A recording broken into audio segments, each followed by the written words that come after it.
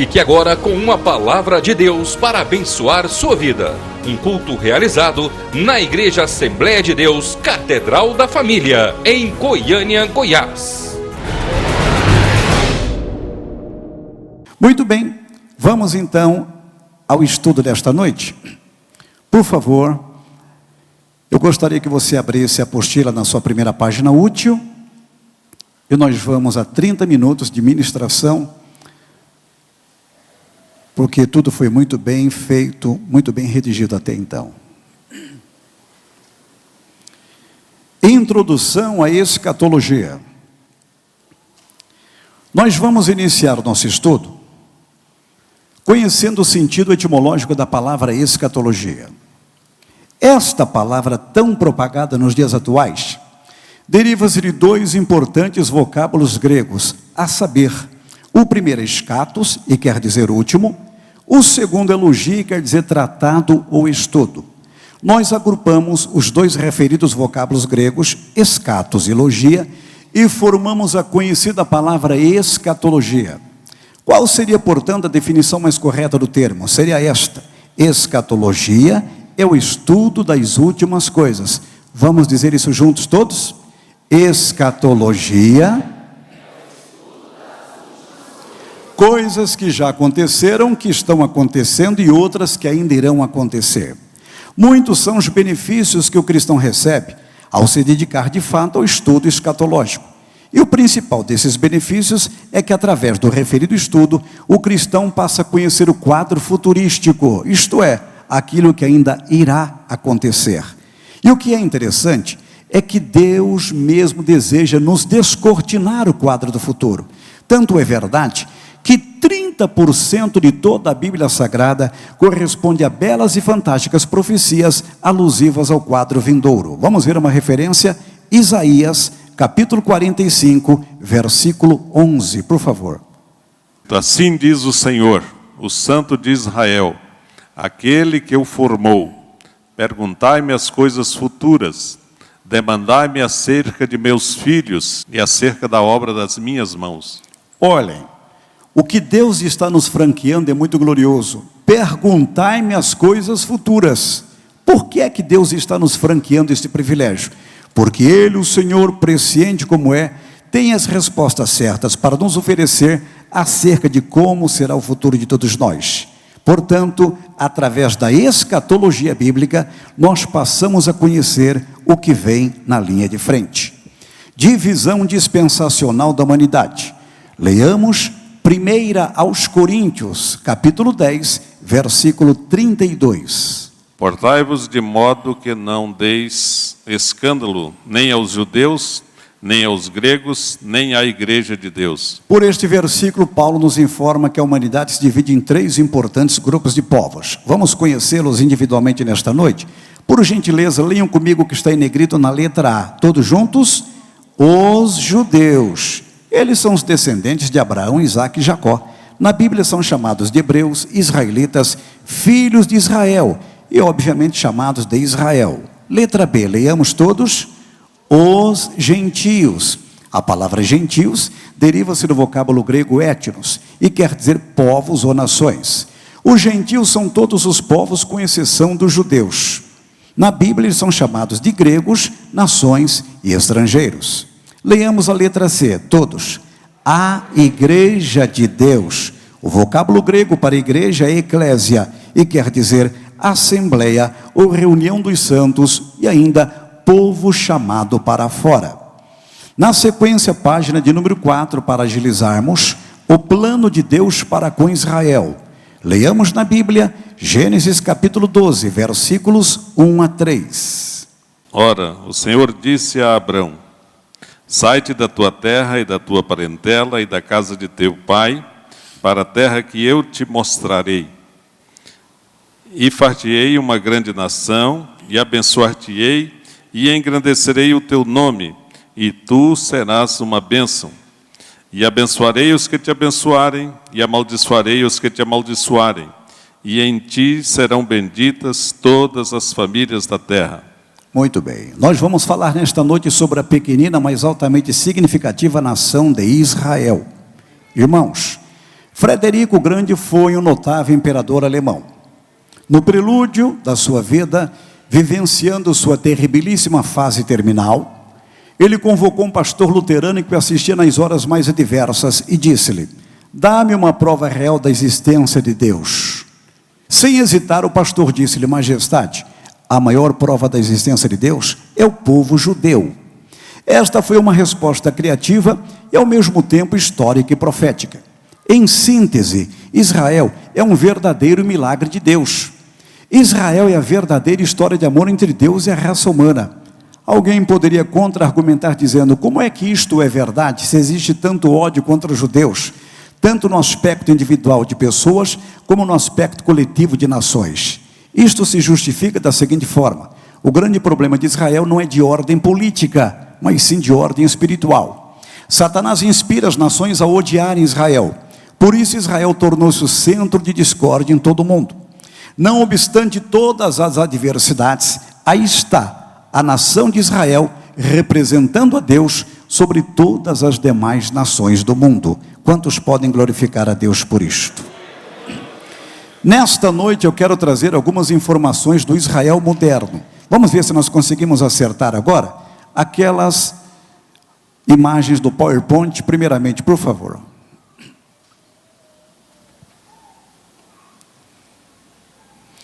Aí está a bandeira de Israel, a estrela de Davi ao centro. Vale-se dizer que este não é um símbolo satânico, como alguns apregam por aí. São dois triângulos superpostos em direções opostas. As três pontas superiores falam dos três pilares da fé judaica: Deus, homem e povo.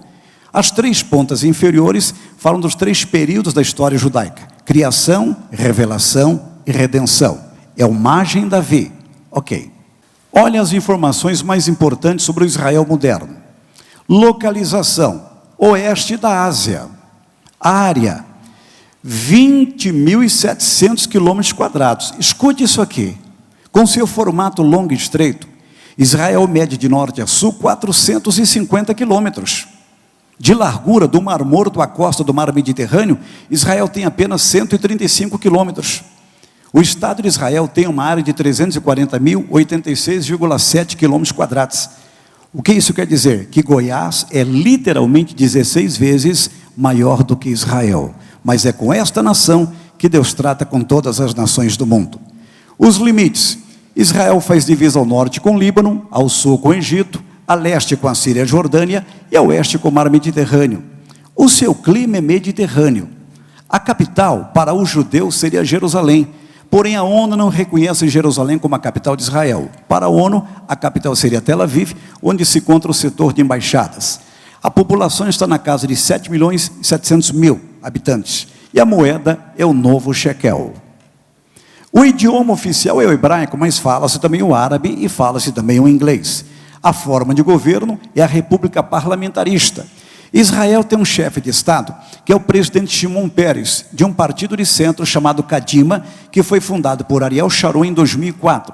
E tem um chefe de governo, que é o primeiro-ministro Benjamin Netanyahu, de um partido de extrema-direita chamado Likud. Aliás, os três principais partidos políticos de Israel são Partido Trabalhista, que é de esquerda, o Kadima, que é de centro, e o Likud, que é de extrema-direita. Estas são as principais informações sobre o Israel moderno. Ok, pode acender as luzes aqui atrás para mim, em nome do Senhor. Quando foi que Israel surgiu no cenário mundial? Tudo começou por volta de 1920 anos antes de Jesus nascer. Deus resolveu colocar em extensão o seu plano salvífico para alcançar todas as famílias da terra. No entanto, Deus confirmou na época que todas as nações haviam se apostatado do centro de sua vontade. Logo, Deus resolveu formar uma nova nação para representá-lo sobre todas as demais nações do mundo. E para que isto se concretizasse, Deus convocou um homem que tinha um princípio básico que muito lhe apraz: obediência. Este homem era chamado de Abrão, que quer dizer pai exaltado, e passou a se chamar posteriormente Abraão, que quer dizer pai da multidão. Através de Abraão, Deus, portanto, desenvolveu a origem da nação de Israel. Abraão era filho de Terá. Ambos viviam em Ur dos Caldeus. Ur era conhecido como a metrópole da Mesopotâmia. Era uma cidade que tinha 24 mil habitantes, porém ela se inclinava para a idolatria. Irmãos, em Ur foram adorados aproximadamente 700 deuses. O principal monumento religioso ali edificado foi uma torre com 23 metros de altura, erigida assim, conhecido como Deus Lua. Vale-se dizer que Ur corresponde hoje a Tel Mugeir, que fica a 320 quilômetros distante de Bagdá, a capital do Iraque. Nesta cidade, Abraão nasceu, cresceu e viveu a maior parte da sua vida. No entanto, em nenhum momento sequer, um daqueles deuses com D minúsculo falou com Abraão. Mas houve um dia todo especial na vida do patriarca, quando Deus com D maiúsculo com ele falou. E Deus exigiu que ele saísse da sua terra, da sua parentela, da casa do seu próprio pai, e seguisse para uma terra que ele, o Senhor, lhe mostraria, e através dele faria uma grande nação. Irmãos, de Ur a Canaã havia uma distância de 1.600 quilômetros. Albright, um grande arqueólogo, diz que Abraão era o homem mais rico de Ur. Ele era um grande empreendedor. Albright afirma que a única casa de Ur que tinha água quente era a casa de Abraão. No entanto, quando Deus o chamou, ele não se prendeu a tais benesses. Ao contrário, ele rompeu peremptoriamente com tais benesses e saiu sem saber para onde ia, como diz Hebreus 11, versos 8 e 9. Mas de uma coisa ele tinha certeza: no fim daria tudo certo, porque Deus estava no controle. Bendito seja o Senhor. Abraão chegou em Canaã, terra da promessa, e ali desenvolveu a sua descendência. Ele gerou a Isaac, Isaac gerou a Jacó, e Jacó gerou 12 filhos que originaram as 12 tribos de Israel. Quantos podem dizer amém por isto nesta noite? Página de número 4, vamos ler a letra A que está comigo, enquanto o pastor Edson Ribeiro vai ler Deuteronômio capítulo 7, versículo 6. Vamos ler apenas o texto comigo, todos. Israel é a nação eleita por Deus. Leiamos Deuteronômio capítulo 7, versículo 6. Porque povo santo és ao Senhor teu Deus. O Senhor teu Deus te escolheu para que ele fosses o seu povo especial de todos os povos que há sobre a terra. Irmãos, prestem bem atenção. Não se contesta uma decisão do Criador. Aprove a Deus eleger a Israel como a nação que viria a representá-lo sobre todas as demais nações do mundo. É ponto determinante. Existem provas incontestáveis de como Deus trata com Israel de uma forma toda especial. Enquanto muitas nações do mundo árabe, mesmo sendo riquíssimas em petróleo, ainda apresentam desigualdades contrastantes, gritantes, Israel, com uma área de apenas 20.700 km², já está inserido no rol das nações mais avançadas do mundo. De cada 3 cientistas, um é judeu. 30% dos cientistas que receberam variadas modalidades do Prêmio Nobel são judeus. Aliás, por se falar em Prêmio Nobel, eis uma nota digna de você colocar no rodapé aí da sua apostila. Todas as nações árabes juntas ganharam apenas 7 Nobéis. Sabem quantos Nobéis os judeus já ganharam? 129. É impressionante como Deus de fato tem abençoado a Israel. Quem pode glorificar a Deus por isto? Vamos ler a letra B, incluindo Romanos 9, versículos 4 e 5. Todos. Deus outorgou a Israel 7 privilégios, descritos em Romanos 9, versos 4 e 5. Então vamos conhecer quais foram esses privilégios. Leiamos o que vem elencado logo a seguir, por favor, todos juntos. 1. Adoção de filhos, só vocês. 2.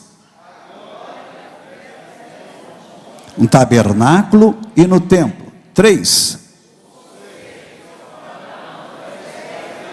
4. 5.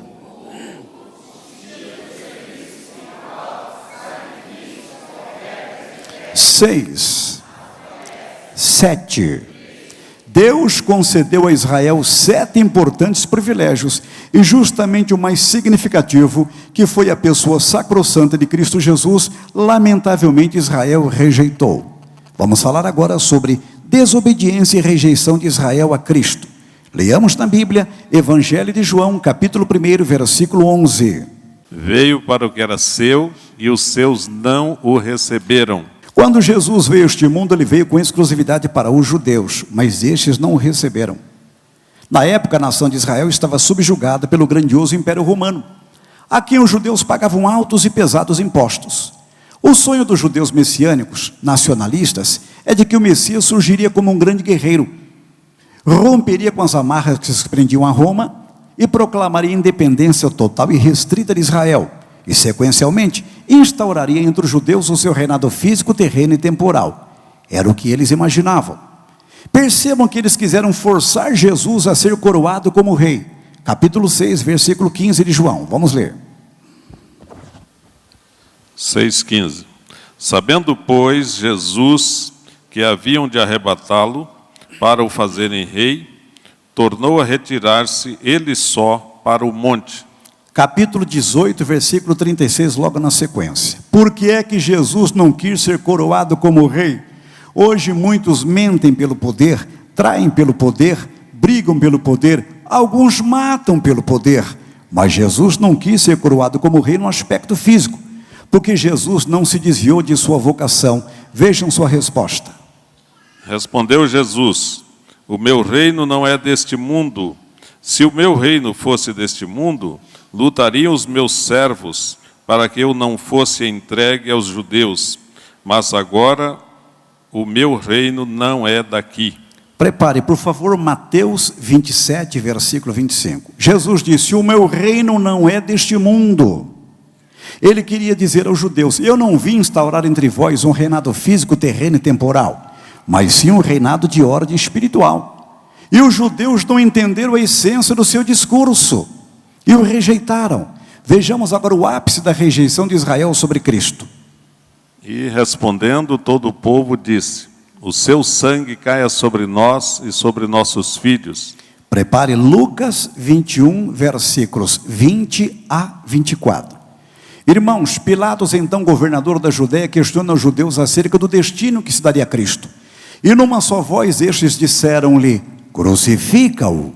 E olhando para Jesus disseram-lhe: o seu sangue caia sobre nós e sobre os nossos filhos. É como se eles tivessem dito: Pilatos, crucifica esse impostor e nós assumiremos as consequências. Consequências que viriam na linha de frente. É óbvio, como todos estamos cônscios, pela revelação dos evangelhos, Jesus morreu e morreu de morte de cruz. No entanto, antes de sua morte vicária, ele profetizou sobre a catástrofe que visitaria Jerusalém e aqueles que nela estivessem quando isto acontecesse. Vamos à leitura. Lucas 21. Mas quando virdes Jerusalém cercada de exércitos, sabei então que é chegada a sua desolação. Então os que estiverem na Judéia fujam para os montes, os que estiverem no meio da cidade saiam, e os que nos campos não entrem nela, porque dias de vingança são estes, para que se cumpram todas as coisas que estão escritas. Mas ai das grávidas e das que criarem naqueles dias, porque haverá grande aperto na terra e ira sobre este povo, e cairão ao fio da espada, e para todas as nações serão levados cativos. E Jerusalém? E Jerusalém será pisada pelos gentios, até que os tempos dos gentios se completem. Olhem para mim, quando foi que esta profecia se cumpriu? No ano 70 da era cristã. Com a morte, o suicídio de Nero, o exército romano aclamou Vespasiano novo imperador.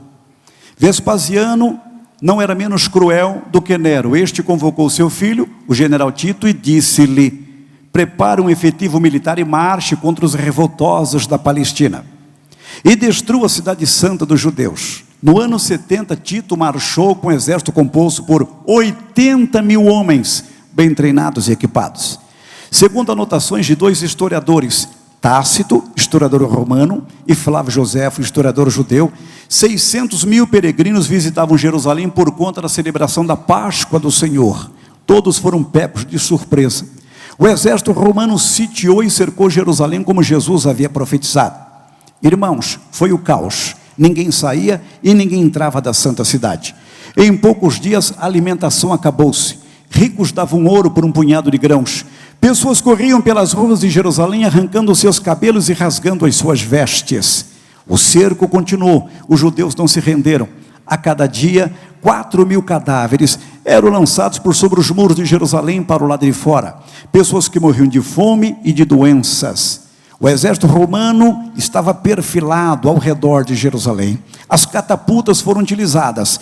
Máquinas que atiravam pedras afogueadas, esmagavam pessoas e promoviam danos prediais ou estruturais. Mesmo assim, os judeus não se renderam. À noite, muitos judeus tentavam fugir e eram capturados pelos romanos e crucificados ao redor da santa cidade. Joséfo disse: eu vi uma floresta de cruzes edificada ao redor de Jerusalém e um cheiro fétido que dali exalava-se por conta da decomposição dos cadáveres. Irmãos, Joséfo estima que a cada dia 500 eram crucificados e afirma que a crucificação só foi interrompida quando a madeira de fato acabou para tal finalidade tão algoz, tão cruel. Joséfo tentou mediar a rendição dos judeus para que Jerusalém não sofresse dano algum, mas Jesus havia profetizado que não ficaria pedra sobre pedra. O cerco prorrogou-se por 143 dias, quase 5 meses. Como os judeus não se renderam, Tito ordena um ataque a Jerusalém. Os muros esboroaram, os portais foram derrubados, e uma carnificina ocorreu. Morreram 1.100.000 judeus. Em algumas ruas de Jerusalém, o sangue represado dos mortos era de tão grande volume que Joséfo afirma que eles pegavam sangue ali represado e jogavam em casas que ardiam em chamas, tentando combater os respectivos incêndios. Foi o caos. 1.100.000 judeus mortos. 957 judeus refugiaram-se em Massada, uma fortaleza junto ao Mar Morto. Tito enviou um destacamento militar para eliminá-los. Quando os romanos lá chegaram, os combatentes de Massada já haviam se suicidado. Sobraram 96.000 judeus. Jerusalém completamente destruída, incluindo o templo, e os utensílios foram sequestrados pelos romanos. Logo na sequência, velhos, fracos e doentes morreram a fim de espada. Jovens de até 17 anos foram vendidos como escravos para as potências da época. E os mais robustos tiveram 2 destinos: ou foram trabalhar em obras públicas do Império Romano, ou foram lutar nas arenas contra os gladiadores, e ainda enfrentando feras cruéis e famintas. Acabou-se a glória de Jerusalém. Porém, o nosso Deus é o Deus da segunda oportunidade. Página de número 5, para concluirmos, a restauração de Israel. Leiamos na Bíblia, Mateus capítulo 24, versículos 32 a 34. Aprendei, pois, esta parábola da figueira. Quando já os seus ramos se tornam tenros e brotam folhas, sabeis que está próximo o verão. Igualmente, quando virdes todas estas coisas, sabei que ele está próximo às portas. Meus queridos, esta parábola é atípica porque ela é profética. A figueira em destaque simboliza a nação de Israel. O brotar da figueira nos fala da restauração de Israel como nação. Preste bem atenção. Depois da destruição de Jerusalém, no ano 70, houve uma alternância de dominadores gentios sobre a Terra Santa. Escute bem. O domínio romano estendeu-se até o ano 611. O domínio persa estendeu-se até o ano 637. O domínio islâmico estendeu-se até 1099. O domínio dos cruzados estendeu-se até 1187. O domínio dos muçulmanos estendeu-se até 1291. O domínio turco estendeu-se até 1917. E o domínio britânico até 1947. Quando foi que Deus deu um sinal de que a figueira poderia brotar? Tudo começou em 1896, quando os judeus da diáspora criaram um movimento chamado sionismo, o movimento nacionalista judaico, que pedia a volta dos judeus a Sião, embasado em Jeremias 3, versículo 14. O líder deste movimento chamava-se Theodor Herzl. Ele nasceu no dia 2 de maio de 1860 em Budapeste, capital da Hungria. Mudou-se para Viena, capital da Áustria, onde estudou direito, mas dedicou-se de fato ao jornalismo e à literatura. Os judeus ficaram tão impactados com a sua liderança que chamaram-no de Moisés moderno e ainda profeta do novo século. Quando fundou o movimento sionista em 1896, Herzl publicou o seu livro intitulado O Estado Judeu. Sua grande façanha ficou marcada para os dias 29 a 31 de agosto de 1897, quando ele realizou o primeiro congresso judaico-sionista em Basileia, na Suíça. Para isso, ele reuniu 197 líderes judeus de 17 países diferentes. E o congresso sionista foi marcado pelas copiosas bênçãos dos céus. No dia 3 de setembro de 1897, Theodor Herzl fez anotações no seu diário. Escute isso. Ele escreveu: se eu tiver que resumir como foi o congresso judaico-sionista em Basileia, eu diria: na Basileia eu fundei o novo Estado de Israel. Se eu dissesse isso em voz alta, haveria uma zombaria coletiva, universal. Mas quem viver, verá. Dentro de 5 ou 50 anos, Israel voltará a ser uma nação. O que ele escreveu no seu diário transformou-se numa impactante profecia. Ele morreu no dia 3 de julho de 1904, aos 44 anos de idade. Em 1949, seus restos mortais foram transportados de Viena para Tel Aviv, e não viu seu sonho se tornarem realidade. 50 anos depois de ter escrito aquela frase no seu diário, Deus levanta um brasileiro para ajudar a Israel, Oswaldo Euclides de Souza Aranha, natural de Alegrete, Rio Grande do Sul. Ele nasceu no dia 15 de novembro de 1894 e morreu no dia 27 de janeiro de 1960. Oswaldo Aranha foi preponderante para que Israel pudesse voltar a ser uma nação. Coube a ele o papel memorável, histórico, de presidir a Assembleia Geral da ONU no dia 29 de novembro de 1947. E ele se inclinou ao movimento sionista. Estou terminando. O presidente Eurico Gaspar Dutra o chamou e disse: não vá tão longe, a causa judaica é uma causa perdida. Ele disse: excelência, eu tenho cumprido com disciplina e com aplicabilidade as minhas funções. No que tange a causa judaica, tenho eu convicção imorredora que Israel deve voltar a ser uma nação, e tudo eu farei para que isto aconteça. Irmãos, ele prometeu colocar a causa judaica em votação na Assembleia Geral da ONU. Daqui a pouco eu vou me dirigir àquele gráfico maravilhoso que o pastor Laurindo nos trouxe aqui nesta noite. A Liga Árabe, que foi fundada no Cairo, no dia 22 de março de 1945, fez um lobby para que o movimento sionista fosse sufocado. A Liga Árabe não queria o ressurgimento da nação de Israel. O nosso chanceler foi ameaçado por vários setores. Mas, no dia 29 de novembro de 1947, ele então abre a Assembleia Geral da ONU e coloca a causa judaica em votação. 33 nações votaram a favor da restauração de Israel como nação, 13 votaram contra e 10 abstiveram-se. É o que você vê ali. Ali você tem realmente, num plano ampliado pelo pastor Laurindo, brilhante aliás, como foi a marcação que Oswaldo Aranha fez, de acordo com cada nação que estava votando. Israel voltara a ser uma nação, e Deus estava usando um brasileiro para que isto acontecesse. Gênesis 12:3 diz a Bíblia: e abençoarei os que te abençoarem, e amaldiçoarei os que te amaldiçoarem. Através de Oswaldo Aranha, o Brasil abençoou Israel. Hoje Deus está devolvendo a bênção para o povo brasileiro. Quem é detentor da bênção, aplauda Jesus comigo nesta noite especial. A oficialização de Israel como nação ficou marcada para o ano seguinte, para o dia 14 de maio de 1948. Neste dia, Davi Ben-Gurion discursou no Museu de Tel Aviv, perante 400 sionistas, e ele disse uma frase muito comovente: aqui é o Estado de Israel. Por 2000 anos esperamos por esta hora, e agora aconteceu. Quando o tempo se cumpre, nada pode resistir a Deus. Escutem bem, Amós 9,15 está escrito: e eu os plantarei na sua terra, e dali jamais serão arrancados. Igreja Catedral da Família, visitantes, irmãos que nos assistem pela internet, a planta que Deus cultiva, o diabo não tem poder de arrancar. Israel voltou para a sua terra para nunca mais sair. Quem crê, mais uma vez, glorifique a Deus comigo. 8 horas após a ONU reconhecer o novo Estado de Israel, os árabes lançaram a primeira ofensiva contra os judeus. Foi a Guerra da Independência em 1948. Miraculosamente Israel venceu. Em 1956, o segundo confronto, a Guerra de Suez, Israel venceu.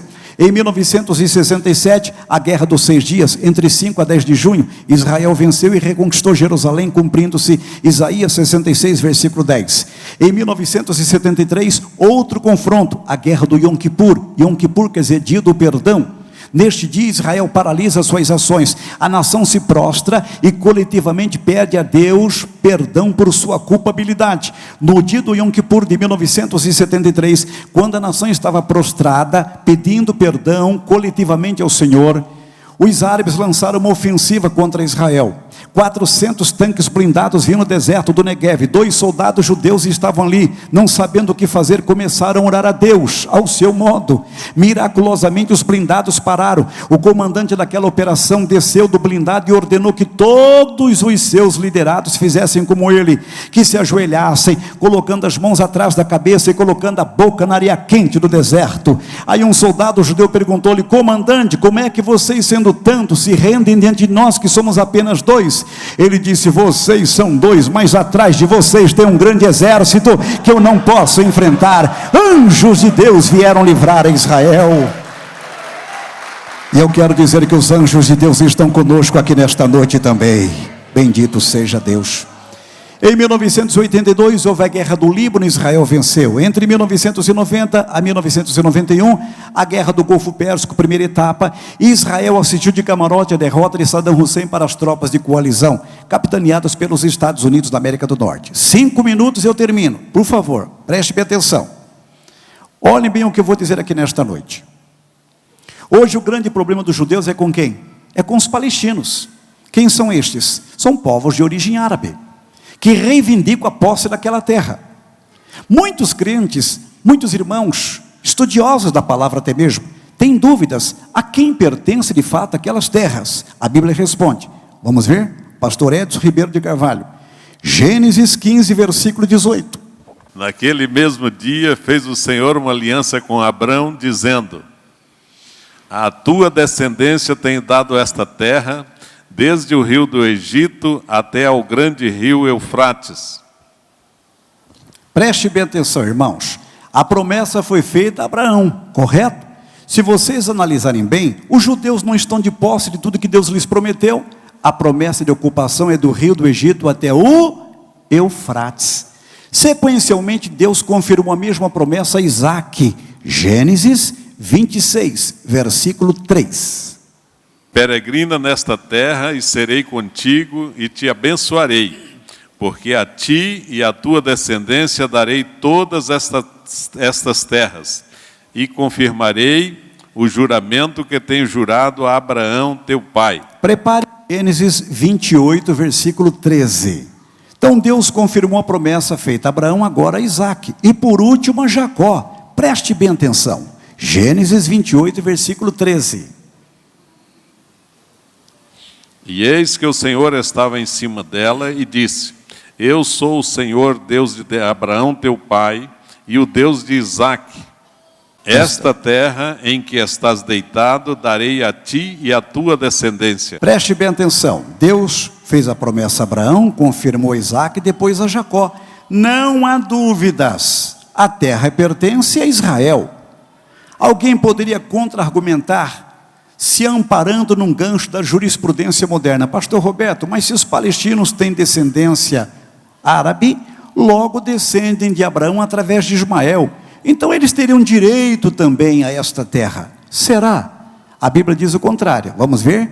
Gálatas 4, versículos 22 e 23, depois o 30.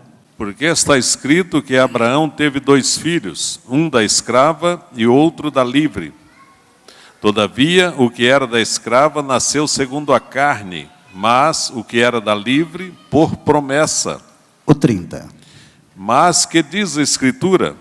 Lança fora a escrava e seu filho, porque de modo algum o filho da escrava herdará com o filho da livre. De modo algum o filho da escrava, que é Ismael e seus descendentes, herdará com o filho da livre, que é Isaque e os seus descendentes. Quem entendeu, diga amém. Amém. Só que os palestinos tinham um grande líder com influência midiática mundial, Yasser Arafat. E ele conseguiu um acordo de paz com os judeus no dia 13 de setembro de 93. Isaac Rabin, então primeiro-ministro de Israel, flexibilizou ao extremo e deu aos palestinos a faixa de Gaza, que tem 360 quilômetros quadrados, o correspondente à área de Belo Horizonte, capital de Minas Gerais, e cidades históricas da Cisjordânia, como Hebrom, Belém, Jericó e tantas outras. Por incrível que pareça, se você for a Israel, dependendo da época, você não poderá entrar em Belém, a cidade onde Jesus nasceu, porque hoje está sob controle palestino. Pelas concessões que fez, Rabin foi ameaçado de morte, o que lamentavelmente se concretizou no dia 4 de novembro de 1995, quando ele foi assassinado por um judeu extremista, estudante de direito chamado Igal Amir, que pegou prisão perpétua. Escute, Yasser Arafat se envaideceu, a arrogância envolveu o seu ser. No início do ano de 2004, ele disse: antes que os cristãos comemorem o Natal, eu prometo que eu vou invadir Jerusalém, vou queimar a bandeira dos judeus, tirando-a do Knesset, que é o parlamento judaico, vou matar o maior número de judeus que for possível e vou proclamar Jerusalém a capital da autoridade palestina. Quando ele terminou de discursar, duas coisas sobrenaturais aconteceram. Olhem só, o ex-presidente americano George Walker Bush telefonou para o embaixador de Israel em Tel Aviv e disse: arrume as malas, senhor presidente, estou tão bem aqui, tu não mudarás de Israel. Todas as embaixadas praticamente ficam em Tel Aviv. Então Bush disse, depois do discurso de Arafat, que foi concluído há poucos instantes, nós vamos ter uma embaixada também em Jerusalém em apoio a Israel, e abençoarei os que te abençoarem. Quando Arafat terminou de discursar, ele começou a passar mal. O médico percebeu que havia sudorese, doutora Selene, e ele estava simplesmente com uma alteração da sua pressão, coisa tremenda. Foi levado para uma clínica, 3 dias depois foi levado para um hospital militar em Paris, e ele havia prometido que invadiria Jerusalém antes do Natal, mas morreu de infecção generalizada no dia 11 de novembro de 2004, e o médico que cuidou dele até a morte colocou no seu site: tenho que confessar uma frustração pessoal, eu não consegui diagnosticar a causa mortes do Dr. Yasser Arafat. O médico não sabe, mas quem conhece Bíblia sabe, o guarda de Israel não dorme. Aplauda o Senhor comigo nesta noite. Bendito seja Deus. Participe da programação da Igreja Catedral da Família. De segunda a sexta-feira, às 6:30 da manhã, Oração de Davi. Segunda, a partir das 14h30, Manancial Feminino, onde mulheres são restauradas e abençoadas por Deus. Segunda, a partir das 19h30, venha estudar Teologia com IBCAF, Instituto Bíblico da Catedral da Família. Terça-feira, às 19h30, venha ser um intercessor na Escola de Intercessão. Quarta-feira, às 19h30, culto de ensino da Palavra de Deus. Quinta-feira, às 20 horas, reunião dos adolescentes, Geração Daniel. Sábado, muito louvor e adoração com a juventude animada da Igreja Catedral da Família. Sábado, às 20 horas, Projeto Recomeçar. E domingo, às 9 horas da manhã, participe com sua família da Escola Bíblica Dominical. E domingo, às 18 horas, grande culto de celebração a Deus. Quero te adorar. A Igreja Catedral da Família disponibiliza ainda para você cursos para edificar a sua vida. MMI, Casados para Sempre. CRAU, cursos para finanças. Educando filhos à maneira de Deus. Alcançando o coração do seu adolescente. Veredas Antigas. ONI, curso para noivos. De domingo a domingo, uma programação recheada de muita alegria, unção e bênçãos de Deus. Informações 3281-4918 ou acesse o site www.catedraldafamilia.com.br.